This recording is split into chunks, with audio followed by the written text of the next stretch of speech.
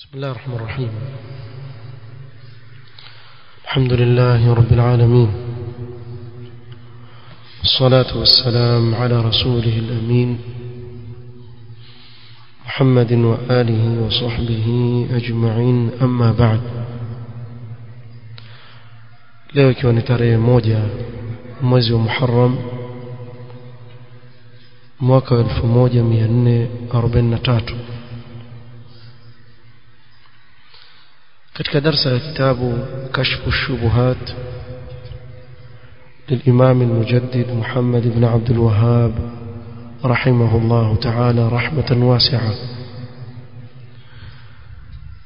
بشرح معالي فضيلة الشيخ صالح بن فوزان ابن عبد الله الفوزان حفظه الله تعالى. tulianza katika kikao kilichopita utangulizi wa mshereheshaji hafidhahu Allah ta'ala, tukafikia katika kuyaeleza maisha ya Imam Muhammad ibn Abdul Wahhab rahimahullah ta'ala. Akaeleza au tukasoma maelezo mpaka tulipofikia namna alivyokulia katika kutafuta ilmu, na tulitaja kuwa al-Imam al-Mujaddid rahimahullah ta'ala alikulia katika nyumba ya ilmu, bimaana baba yake Abdul Wahhab na ammi zake wote walikuwa wakijishughulisha na jambo la ilmu, na hili likachangia pakubwa sana katika kukulia kijana huyu akiwa katika bia ya ilmu, na yeye akakulia katika kutafuta ilmu ya sheria. Akahifadhi Qur'an akiwa chini ya umri wa miaka 10, na Qur'an alihifadhi chini ya baba yake mzazi. Na tukataja kuwa akaanza kuhudhuria hilaq za ilmu ambazo walikuwa wakiendesha jamaa zake wa nyumbani.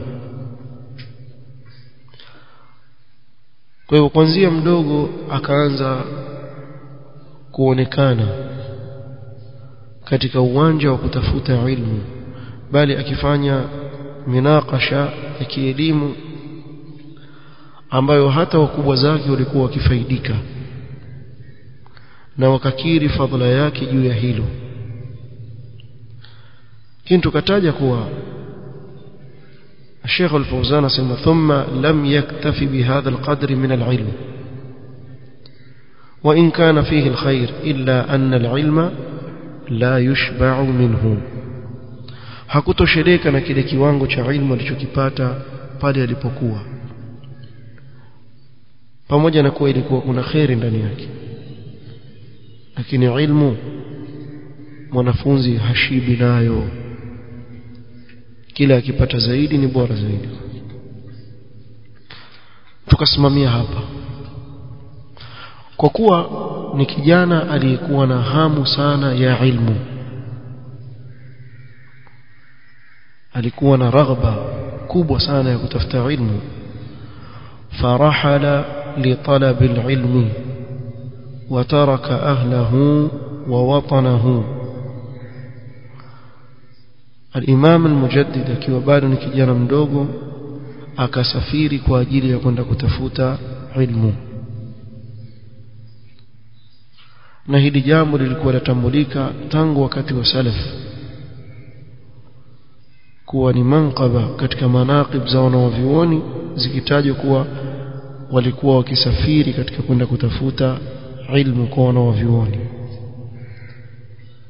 Na mwanachuoni yoyote utakayemsoma katika tarehe yake utakuta kuwa katika wanavyuoni wa salaf walisafiri katika kwenda kutafuta ilmu. Na ukiangalia hali walizokuwa nazo wakati ule na usafiri ulivyokuwa mgumu, lakini wakisafiri nchi za mbali kabisa. Kama ukisoma Imam al-Bukhari atoke nchi moja baada ya nyingine katika kutafuta ilmu ya hadithi za Mtume sallam, utakuta kuwa amezunguka nchi nyingi sana. Iraq, kufika Misri, ukija Makka na Madina, hizi nchi zote amezunguka juu ya ngamia kwa ajili ya kutafuta ilmu.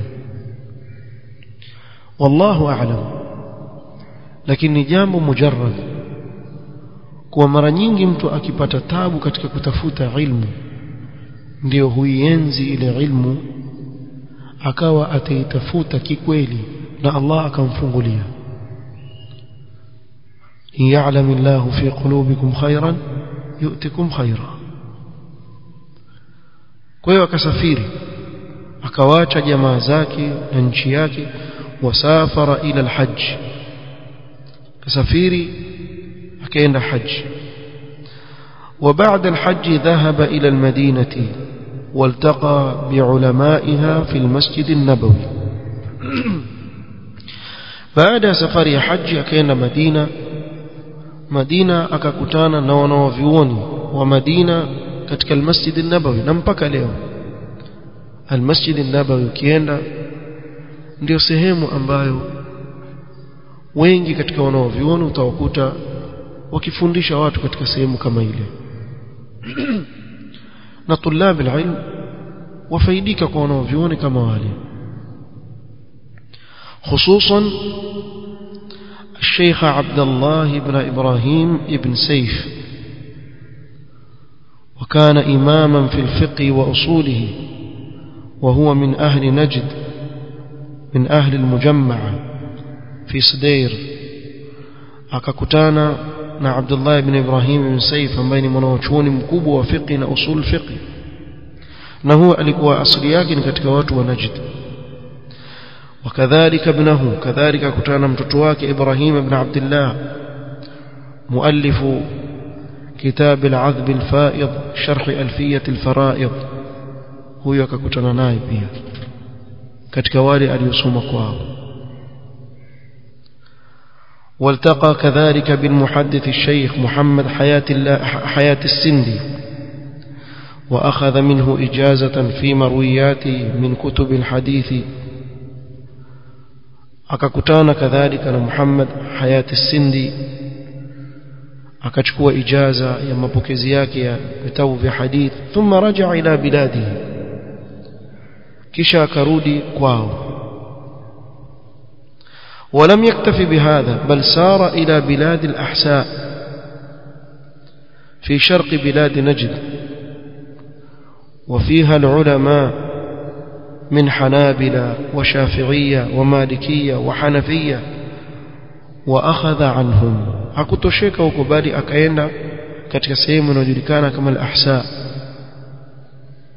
upande wa mashariki mwa Najd, na huko kulikuwa na wanavyuoni katika madhehebu zote nne: Hanabila, Shafi'iyya, Malikiyya, Hanafiyya.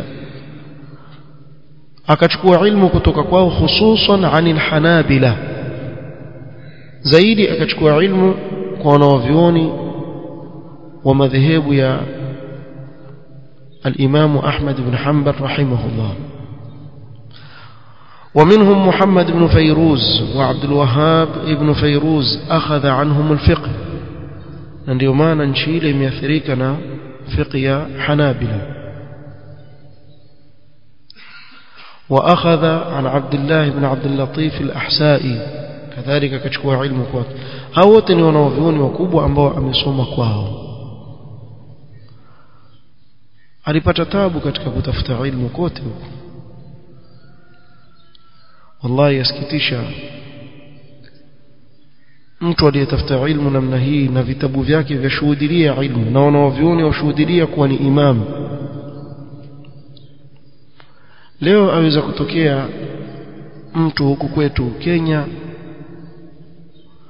ambao pia wakizungumza Kiarabu mtu ajua wazi huyo bahatisha. makharij al-huruf zenyewe akizitaja kidogo zina matata. Kuna mmoja mkubwa wa watu wa tariqa hapa alikuwa khurafi, asema Sheikhul Islam Ibn Taymiyyah alikuwa na elimu yule, lakini mulabbis, akoroga watu tu katika elimu yake. Elimu yake kubwa ngo koroga watu, tazungumza mambo marefu, azungumza hivi kulete paka ukubali wewe. Lakini Muhammad Abdul Wahhab kama mimi tu ana lolote, kisha wale wanafunzi wake wakitipale fanya nini, wacheka.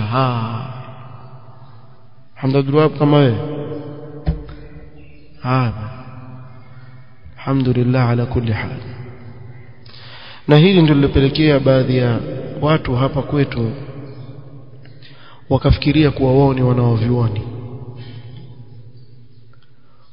Nafikiri karibuni mmesikia ile mambo ya mwezi wakati wa Ramadhani, mtu ampigia mmoja katika wale mashekhe wao, wajua wewe ndio katika wale wanaoviona na utarajiwa. Naam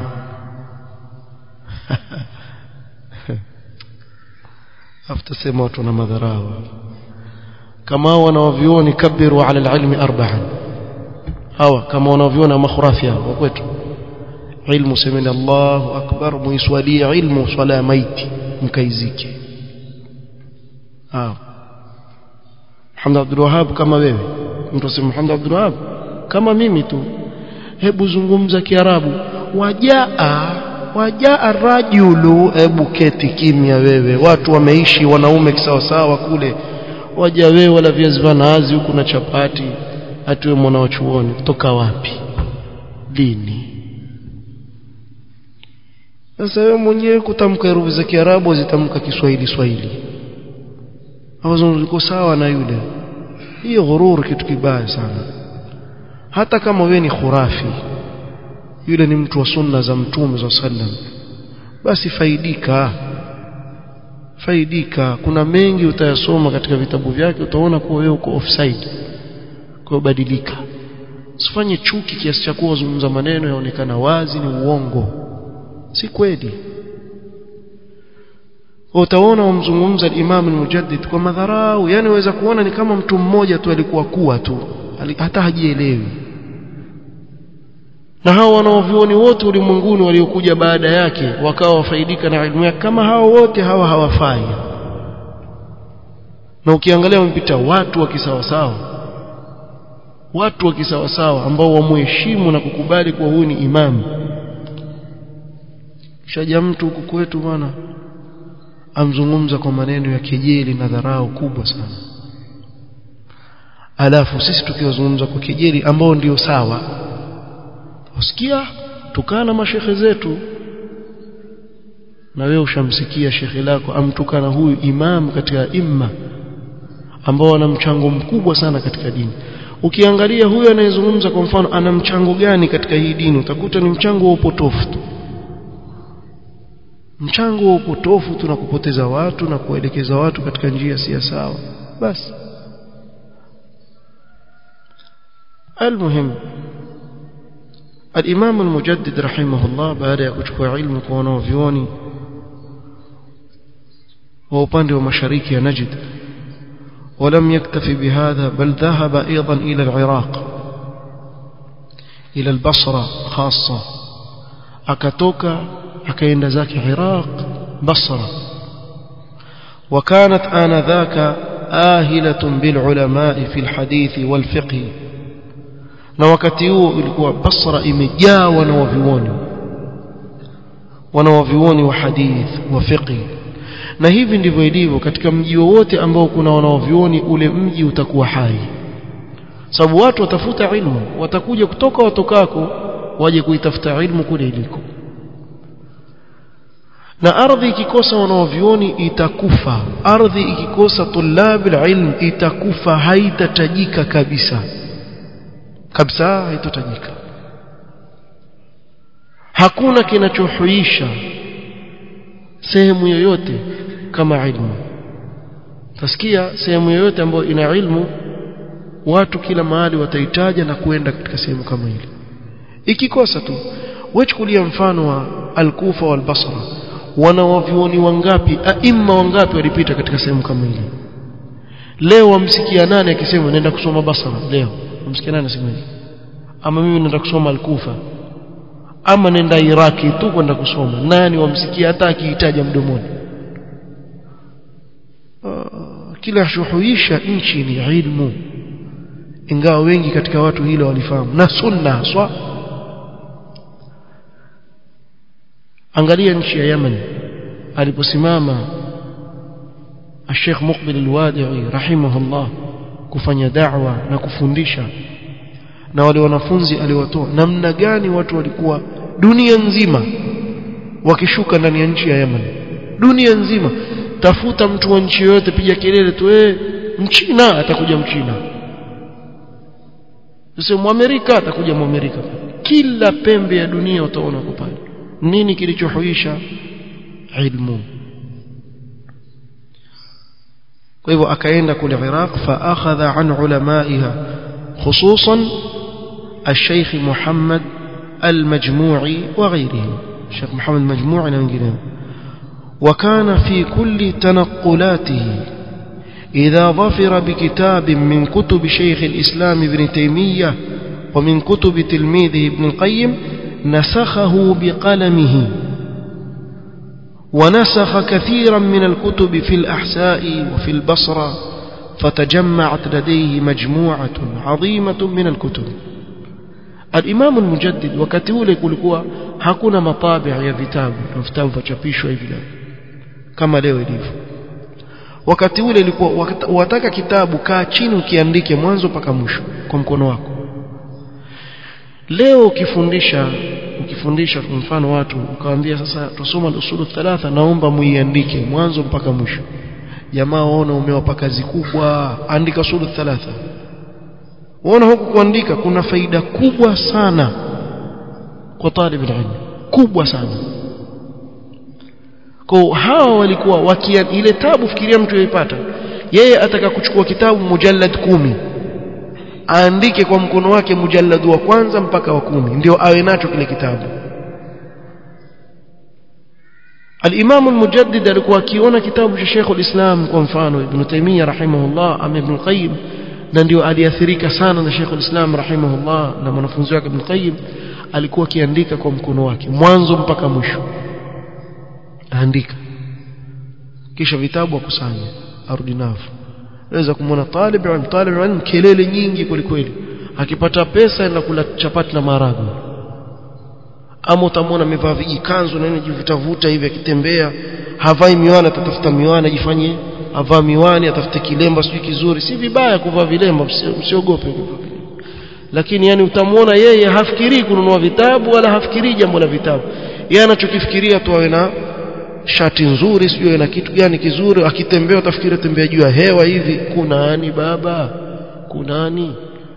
Ukimwangalia nyumbani vitabu alivyonavyo vile anavyovisoma kwenye darasani tu, darasa peke yake, hana habari. Na wewe pengine labda watoka huko utokako kwenu umekuja kutafuta ilmu mahali na vitabu waviona, nunua, huwezi kujua siku gani utahitaji.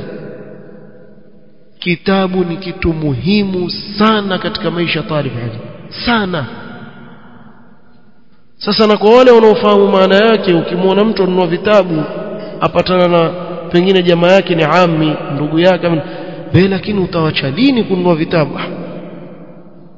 Na yeye pengine ni daktari, na wewe utaacha lini kuwa daktari?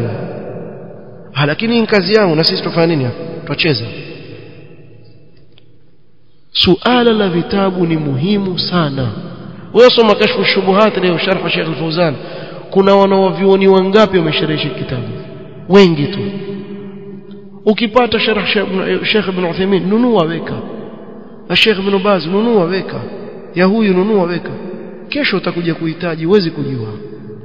Hebu nione labda huyu ameeleza vipi na huyu ameeleza vipi, mfano tu kama hivyo. Kwa akawa baada ya muda amekusanya vitabu vingi sana, amekusanya. Wanawavioni leo wamekaa wafanya tahqiq, waandika vitabu, wapata tabu.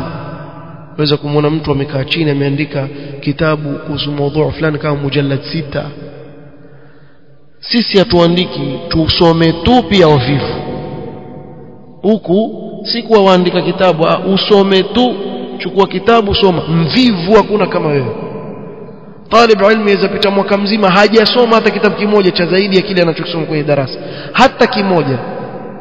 Kisha talib ilmu kitu akitembea kisa hivi, wewe baba, wewe sawa sawa, tuna watu wengine wanahudhuria tu darasa.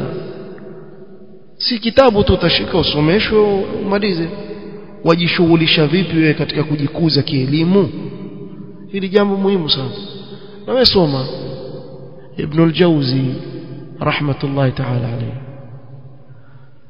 asema kwa udhaifu wake wa kusoma, ana vitabu vingi, lakini asema kwa ule udhaifu nimepitia kama mujallad 20,000 tu mpaka sasa. Hamjafahamu? Kwa sababu mimi dhaifu, wasema mpaka sasa nimesoma volume kama 20,000 tu hivi. Mimi na wewe miaka nenda miaka, nyinyi mshaona hawa watu wanaosoma storybook hao. Utaona mtu enda supermarket anunua mayai, maembe, sio nini, vituko gani, na akipita kwenye ile meza ya vitabu amenunua tabu ile utafikiri mto la Kiingereza lina story. Sheldon nani yule?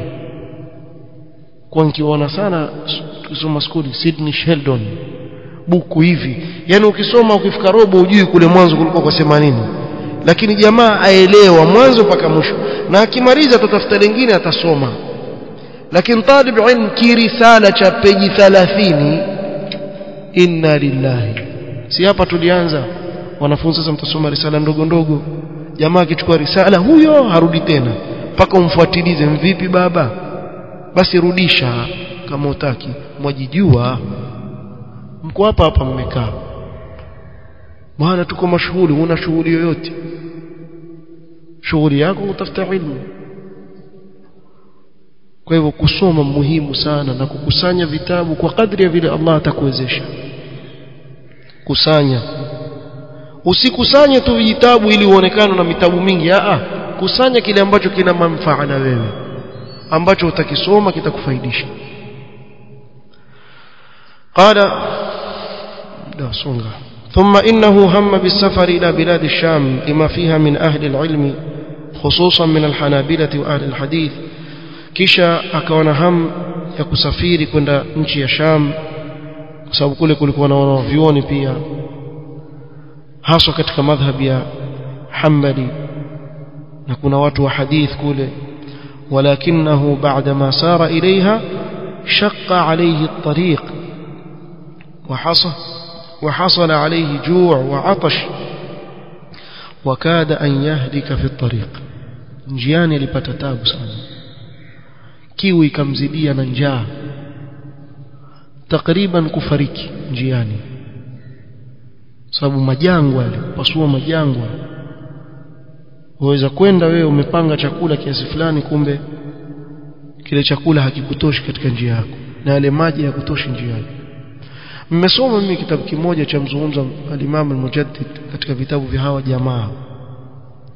Basi walipofika hapa, hiki kisa hiki, basi akashikwa na kiu na ndaa, kisha akaandika into bracket, afadhali angekufa. Anaandika hivyo, afadhali angekufulia mbali, kitu kama hiyo. Cha Kiswahili sikumbuki nikisoma, nasema afadhali angekufa. Yani walitamani kama waweza kuregesha wakati nyuma afe pale, ili leo watu wasizungumze al-Imam al-Mujaddid rahimahullah. wa antum ta'lamun al-imkanat fi dhalika al-waqt wa bu'd al-masafa. Mjua wakati ule uwezo wa safari na namna ya kusafiri na umbali wa yale masafa. faraja ila al-Basra wa adala an as-safar ila ash-Sham, akarudi Basra, kwa akaiacha safari ya kwenda Sham. ثم رجع إلى نجد بعدما تسلح بالعلم وبعدما حصل على مجموعة كبيرة من الكتب إضافة إلى الكتب التي كانت عند أهله وعند أهل بلده. kisha karudi zake Najd baada ya kubeba silaha ya ilmu. Na hivi ndivyo talib ilmu anavyokuwa, beba ilmu ni silaha. kisha na vitabu vingi alivyokuja navyo. Waweza kumwona mtu ameneemeka, Allah amempa neema, amekwenda kusoma kwa mfano nchi ya Saudia, nchi ambayo sijui kama kuna nchi ina vitabu tena tabaat nzuri kama nchi ya Saudia. Misri hizi, Saudia, wapi hizi, Aljazair, kuna nchi hizi ambazo shughulika sana ilmu. Tuona enda kule na arudi na vitabu kwenye kijibegi chake, ansoma miaka minne jamia, akirudi kuja na vijitabu vichache tena vijirisala, labda vilitolewa bure wakati wa haji na umra, vilitolewa bure ndo abeba haja navyo. Sasa walikuwa wasoma nini? Kuna wengine waangalia aina za tende tu, kisha wakija huku basi hizi ndio ajwa ziko namna hii, waonyeshe watu, na hizi ndio ambar ndefu kidogo, hiyo ndio Mungu anakutubebea. Alafu maji ya Zamzam yako hivi, huwa wapewa bure kwenye chupa kama hii. Wallahi kuna wengine waje hapa hiyo kubwa ndio kuja nayo. Ukimwangalia hizbi hakuna kama yeye, hizbi. Alafu hao ndio waghuri watu hao. Wana wale kazi yao kutukana watu wale hivi na hivi. Na ndio wengi hawa ndio wengi kabisa. Sijui wazinyakuwa vipi zile nafasi, wako vijana wa sunna wakisawasawa, maskini hawapati. Tuona kwao mbele. Enda wewe, akirudi na vijitabu kama waweza kuvitia kwenye kikapu cha sokoni vile. Nini rasa tena hizo nzibeba, atazitoa yani, ikifika huko atoa bwana, zawadi yako hii, zawadi yako kwa marafiki zake. Sallallahu alaihi wasallam. ايش هذا طلب علم. Kiufupi ukienda mahali kuna vitabu waviona vitakufaa, inshallah iwe wewe utakana ndaa siku 2-3, lakini utangulize kitu cha kwanza nini? Wanaoviona wanafanya, asoma, beba vitabu, arudi kwao. Mbali na vitabu ambavyo katika familia yake ni wanaoviona vilivyoko ndani ya nyumba pale. Sasa hakika na usiwe kama wale, kuna watu wengine hununua vitabu alafu wakavipanga vile vikao vya meremeta nyuma, ili atengeze nini, backstage yake ya kuzungumza. Utamwona akijivuta na video, basi hata siku moja Fathul Bari ile kwa nyuma haijafunguliwa. Ama kuna yule mwingine kama ikhwa wanavyonieleza, yule khurafi wa kule Dar es Salaam apanga vitabu hapa, kisha jamaa yeye wazungumzia kuhusu siyam mujallad ni mmoja tu katika Fathul Bari, umeweka mujallad zote hizo mpaka kitabu al-Hajj na nini, wazifanyia nini sasa? Sio fahamu wewe wazungumzia kuhusu siyam, utachukua mujallad ule unaozungumzia siyam, si masala yako pale. Mbona uweke mlima wa vitabu hapa, sijui Fathul Bari hapa, sijui al-Majmu' hapa, sijui. Wewe ufikiri watu wajinga hawajui kusoma? Watu waona wazi, wewe wajionyesha. Kumsiwe kama wale, wala takunu mithla haula. Aeka mabuku nyuma ili aonekane yeye ni msomi, alafu akivuta video hivi watu wakiona nyuma, ana kitabu fulani wasoma. Na pengine anayoyazungumza yeye yako kinyume na kitabu kimoja kiko pale nyuma yake tukifanya hivi mkono atachukua abadilisha rai yake. Lakini angalia, hii haina faida yoyote. Ni kuwa wakusanya vitabu ambavyo utafaidika navyo na utasoma. قال ثم اتجه إلى الدعوة والإصلاح ونشر العلم النافع. kisha kaelekea katika da'wa. Sasa baada ya kuchukua silaha ya ilmu, vitabu, akaanza kusomesha watu ilmu na kueneza ilmu yenye manufaa. Na hivi ndivyo inavyotakikana. Talib ilmu, wenda sehemu wasoma, nia yako na ghera yako iwe watafuta ilmu ili urudi kule ulikotoka, uende ukawafikishie watu kile ulichokisoma kwa bidii kabisa. Wakarejea, walam yarda bi an yaskuta wa yatruka an-nasa ala ma hum alayhi. Na hii inaitwa al-ghaira, na ndio imekosekana kwa wengi katika tulab al-ilmi leo. Haitoshi wewe kutafuta ilmu, lazima uwe na ghera na ile ilmu uliyoisoma kuifikisha kwa watu. Uwe na ghera na hali ya watu waliokuwa nayo ya kutoelewa dini ya Uislamu, ufikishe. Bal arada an yantashira ilmu. Kwa hivyo hakutosheka yeye kuwawacha watu vile walivyo, waweza kumwona mtu amekwenda akasoma we hasa hizi ilmu za nidhamu hizi saa nyingine mtu aweza kusoma akachukua mpaka fulani huyo ana PhD ni daktari lakini akaja akapewa ofisi fulani afanye kazi basi ajishughulishe kazi yake nkufanya tarjama ya Kiingereza kwa Kiarabu na Kiswahili kwa Kiarabu wenjo karatasi moja shilingi 45 karatasi moja shilingi 50 ukitaka kuandikiwa barua ya kuomba unaona ya kuomba msaada hii 1000 hii si yeye kazi yake ni atamkete ofisini kazi yake andika tu ndio elimu kubwa anakwenda kuichukua umma wafa katika shirk umma wafa katika bid'ah ta habari yani the youth katika dini the youth yani haoni chochote yani watu wapotee wana kawaida la talib ilm lazima akuze ghaira katika moyo wake asikubali kuwaona watu wapotea na yanyamaza hii si sawa kwa Imam al-Mujaddid alikuwa anaangalia katika tarehe ya ilmu wale waliokuwa na ghaira ndio mpaka leo watajwa kuanzia huko nyuma nenda kasome tarehe ya wale wanaoviona wanaotajika leo utakuta kuwa walikuwa na ghaira katika kuifikisha ilmu kwa watu walikuwa na ghaira ule upotofu kuuondoa biidhnillah katika zile sehemu walizokuwa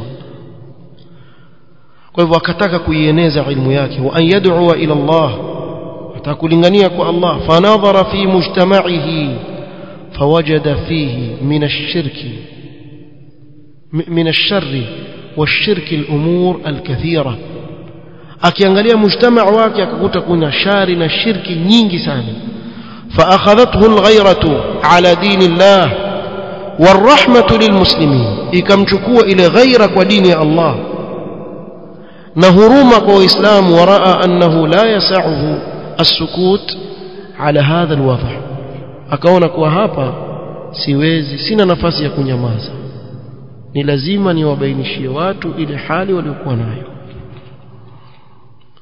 sasa hili swali walaulizwa mara nyingi sana kwani hakukuwa na wanaovioni kule yeye tu wapenda kusema hivyo ni yeye tu ndo aliona hizo shirki wengine hawakuona dhalika fadlullah yutihi man yasha mbona mtaka kuwa kama Quraysh bwana وقالوا لولا نزل هذا القرآن على رجل من القريتين عظيم أهم يقسمون رحمة ربك نيني ndio mnaogawa rehema za Allah nahnu qasamna bainahum ma'ishatahum fil hayati ad-dunya kwa nini si huyu ni na ndio imefanya watu wengi hata hapa waikatai da'wa ya sunna kwa sababu ya ukabila kwa sababu ya kwa nini si shekhe langu ni mimi kwa nini yule au pengine yeye ni mtu mzima aona kwa nini yule kijana haya yamepeleka wengi wakaingia katika upotofu kwa sababu kama hizi si sababu za wewe kuikataa haki